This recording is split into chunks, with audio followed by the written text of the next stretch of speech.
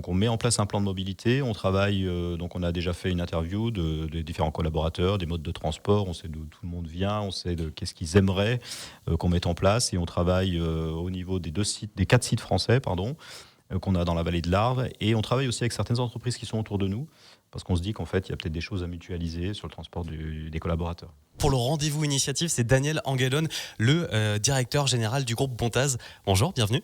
Bonjour, merci. Bonjour Daniel Enguenol. Alors, qui dit industrie ne dit pas forcément démarche RSE et comportement éco-responsable. Vous avez une mauvaise image. J'imagine qu'avec le groupe Bontaz, vous essayez de changer tout ça. Oui, on essaye de changer l'image, on essaie simplement d'être responsable, justement, et le groupe Bontaz, on s'est engagé auprès du Pacte mondial des Nations Unies de respecter les limites planétaires et les 17 objectifs du développement durable. Et on a engagé une politique RSE depuis plusieurs années qui commence à avoir ses effets, à produire ses effets dans l'ensemble du groupe. Politique qui s'échelonne dans différents domaines, aussi bien sur l'environnement d'ailleurs, sur le social, sur l'impact qu'on a sur le territoire, sur tous nos fournisseurs également. Alors, vous avez fait un bilan carbone de vos activités dans tout votre groupe qui est large quand même. C'est pas simplement en Haute-Savoie, encore moins qu'en France, c'est vraiment dans tout le monde. Qu'est-ce que vous en ressortez de ce bilan carbone ? Alors oui, on a fait un bilan carbone, et ce bilan carbone, en fait, il concerne les 20 usines du groupe qui sont réparties dans une dizaine de pays. On émet 100 000 tonnes de carbone actuellement. Un tiers de nos émissions de carbone vient de la matière première, l'extraction de la matière première, donc c'est chez nos fournisseurs. Et c'est très, très énergivore, et c'est notamment de l'énergie avec du CO2 à l'intérieur. Et puis un tiers de nos émissions de CO2 concerne l'énergie, justement, utilisée sur nos différents sites de production. Et ensuite, ça concerne tous les autres aspects de l'entreprise, notamment les transports, du personnel, de la marchandise. Et là, aujourd'hui, on essaye de faire un bilan carbone chaque année. On est en train de renouveler l'exercice. On est en train de s'organiser justement pour avoir des équipes internes qui pourront le faire.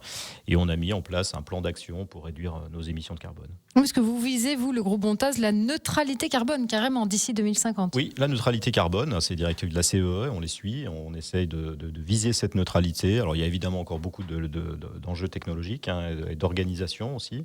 Et notamment au niveau des matières premières, il faudrait qu'on ait beaucoup plus de matières premières recyclées, biosourcées, de l'énergie, fabriquer de l'énergie décarbonée, comme on essaye de le faire. On a investi un peu moins d'1 million d'euros sur des panneaux solaires, déjà sur certains sites de production du groupe. Donc voilà, on vise la neutralité, on espère l'atteindre, en tout cas on fait tout pour. Il y a aussi d'autres postes, que justement le bilan carbone, ça permet d'avoir une photographie à l'instant T, de voir un peu quels sont les postes qui méritent d'agir dessus. Vous parliez des transports, vous avez un vrai plan mobilité que vous voulez mettre en place ? Oui, on est en train de travailler un plan de mobilité, donc domicile-travail, pour l'ensemble des collaborateurs en France. On travaille à ce plan, c'était d'ailleurs c'est dans différentes directives qui sont sorties sur l'environnement, notamment de la part du ministère d'écologie et puis de certaines initiatives. Donc on met en place un plan de mobilité, on travaille, donc on a déjà fait une interview des différents collaborateurs, des modes de transport, on sait d'où tout le monde vient, on sait de qu'est-ce qu'ils aimeraient qu'on mette en place, et on travaille au niveau des 4 sites français, qu'on a dans la vallée de l'Arve, et on travaille aussi avec certaines entreprises qui sont autour de nous, parce qu'on se dit qu'en fait il y a peut-être des choses à mutualiser sur le transport des collaborateurs.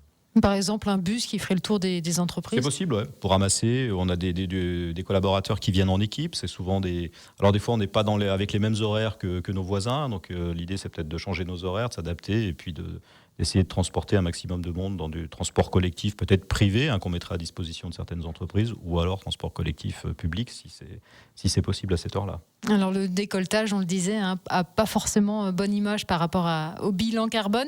On parlait il y a quelques années des brouillards d'huile qu'il y avait dans les usines. Petit à petit, ça disparaît. Tout le monde se dote d'extracteurs. Aujourd'hui, les décolleteurs font un effort sur quoi ? Est-ce qu'ils vont tous sur le même poste, ou est-ce que chacun a son idée et y va ? Alors, je pense que chacun a ses propres plans. Maintenant, il y a des grandes lignes. Là, on a parlé des brouillards d'huile. Ce qu'il faut savoir, c'est que dans l'industrie du décolletage, alors paradoxalement, c'est pas très émetteur en carbone, puisque ce sont des machines qui marchent à l'électricité. En France, l'électricité est décarbonée. Et donc, en fait, le carbone, il est plutôt effectivement dans la matière première. Mais dans les usines, aujourd'hui, on est obligé, et la plupart ont la volonté mais on est quand même obligé d'agir si on veut pouvoir attirer des collaborateurs. C'est très compliqué aujourd'hui. Donc, il faut qu'on soit attractif, il faut que les usines soient modernes. La qualité de l'air est régulièrement mesurée. On a des systèmes de filtration, effectivement, pour les brouillards d'huile. Et on essaye de travailler sur la température à l'intérieur des locaux, sur les postes de travail également. Il y a beaucoup d'enjeux au niveau de la sécurité sur les postes de travail. Donc il y a des travaux qui sont faits de manière en solo, j'allais dire, par des entreprises, mais souvent on met nos idées en commun. C'est d'ailleurs un peu dans cet esprit-là qu'on a participé à la fondation des FIPS, les Forces industrielles des Pays de Savoie, qui réunit 15 entreprises ont créé ces FIPS dont Bontaz. Et aujourd'hui, ça réunit à peu près une cinquantaine d'entreprises industrielles du territoire. Et on échange nos bonnes pratiques, on met en commun des choses, on fait des investissements en commun. Et c'est cet esprit aussi de devoir développer l'industrie en général. Alors, ce n'est pas que le décolletage. Il y a un vrai problème d'attractivité dans l'industrie. On essaye d'y remédier de cette manière, mais pas que de cette manière. Il y a tout un tas d'autres pistes. Alors le groupe Bontaz, pour atteindre la neutralité carbone d'ici à 2050, vous êtes aussi adjoint les services de l'Université Savoie-Mont-Blanc. Est-ce que vous pouvez nous en dire un peu plus ? Oui, alors en fait, on travaille à de l'éco-conception, c'est-à-dire dès la création du produit par nos bureaux d'études, on souhaite mesurer l'empreinte carbone du produit qu'on va créer demain. Et pour cela, en fait, on a créé un outil de calcul d'empreinte carbone d'un produit. Parce que souvent, quand on fait un bilan carbone, c'est pour l'ensemble des activités de l'entreprise, mais on ne cible pas sur un produit. Donc là, c'est vraiment à la création du produit. Et on avait fait une première ébauche l'an dernier, et cette année, dans le cadre du programme Python, qui est mené par la Fondation de l'Université Savoie-Mont-Blanc, dans laquelle on est également membre fondateur. Et en fait, on a 5 étudiants qui sont chez nous, qui ont commencé très récemment. Et avec eux, on va travailler au perfectionnement de cet outil, de ce logiciel, qui va permettre de calculer en live l'empreinte carbone d'un produit, avec l'idée de le faire certifier par un organisme type AFNOR, de manière à ce que ça devienne une norme, en fait, ce genre de système. Et donc, nous, on saura exactement, au lancement du produit, l'empreinte carbone future du produit qu'on a créé, à tous les niveaux, que ce soit au niveau de sa matière, des déchets utilisés, des process de fabrication. Donc, tout sera vraiment calculé. Et vous mettez aussi, dans le groupe Bontaz, vous mettez également vos salariés à contribution. Alors oui, tout le monde contribue. Alors il y a de différentes manières. On fait de la sensibilisation déjà beaucoup. Donc on a formé des animateurs à la fresque du climat, de manière à ce qu'on forme l'ensemble des collaborateurs du groupe en 2023 à la fresque du climat. Donc on a déjà 30 ou 35% en France, je crois, des collaborateurs formés. Et puis, on a mis en place des systèmes de boîtes à idées. Il y a pas mal de choses qui se font. Notre département RSE qui anime tout un tas de groupes, justement, pour faire ressortir des idées et mener des projets transverses qui ne mènent pas forcément de la direction de l'entreprise. Également, dans RSE, il y a les mots responsabilité sociétale. C'est-à-dire qu'au-delà de l'aspect environnemental, il y a le bien-être au travail qui est une composante importante. Là aussi, le groupe Bontaz, vous avez entrepris plusieurs mesures. Oui, alors sur le bien-être au travail, sur les sites français, mais pas que sur les sites français, mais on a fait ça sur pas mal de sites dans le monde. Donc sur les sites français, en fait, on a mis en place du télétravail. Déjà, suite au Covid, on s'est dit que c'était peut-être une bonne idée. Et aujourd'hui, on a mis en place un système, on a jusqu'à 2 jours par semaine, selon les services, quand c'est possible, et selon la charge de travail. Donc jusqu'à 2 jours par semaine de télétravail. On a mis en place un horaire flexible qui permet aux collaborateurs de moduler leur temps de travail sur le site.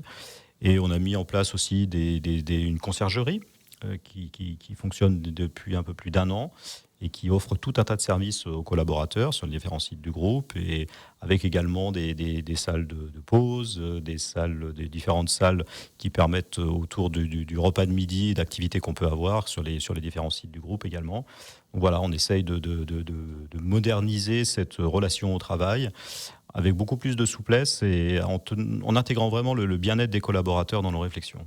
Et également, vous avez lancé un outil, ou vous allez lancer un outil pour protéger les lanceurs d'alerte. Oui, alors ça c'est lancé, on vient à peine de le lancer aujourd'hui, c'est-à-dire qu'aujourd'hui quand on veut lancer une alerte, quand un collaborateur souhaite lancer une alerte parce qu'il a un problème par exemple avec son supérieur hiérarchique, eh ben c'est délicat pour lui parce que justement il s'adresse à son supérieur hiérarchique et puis il veut aussi garder l'anonymat dans certains cas. Donc en fait aujourd'hui sur notre site internet, n'importe quel collaborateur du groupe dans toutes les langues peut lancer une alerte dans un domaine particulier avec un traitement confidentiel de cette information. Donc voilà, ça permet aussi de se sentir moins seul quand on peut connaître du harcèlement par exemple à certains postes. Et donc c'est lancé depuis 15 jours exactement. Alors, le groupe Bontaz est membre du réseau Pacte Mondial, vous en avez parlé. Vous êtes également membre de la communauté Coq Vert, vous êtes classé or par EcoVadis. Ça sert à quoi tout ça ? Tout ça sert déjà à être identifié par nos clients, parce que certains de nos clients s'intéressent de plus en plus à ces labels environnementaux. Donc voilà, il faut qu'on prouve d'une manière ou d'une autre à nos clients qu'on est investi dans cette démarche. Ça sert aussi, comme le Pacte mondial, le réseau France du Pacte mondial, ça nous sert à avoir un cadre Les 17 objectifs de développement durable, ça donne un cadre aux entreprises pour mener justement la politique RSE. Et puis ça sert aussi à échanger entre pairs, j'allais dire, parce que ce sont des réseaux qui sont très intéressants, qui fournissent beaucoup d'informations, de bonnes pratiques. On rencontre beaucoup d'entreprises, il y a beaucoup d'échanges. Donc voilà, ça sert aussi bien en interne qu'à nos clients et qu'à nous former via des réseaux. Merci beaucoup Daniel Anguenol d'avoir été notre invité aujourd'hui. Vous êtes donc le directeur général du groupe Bontaz.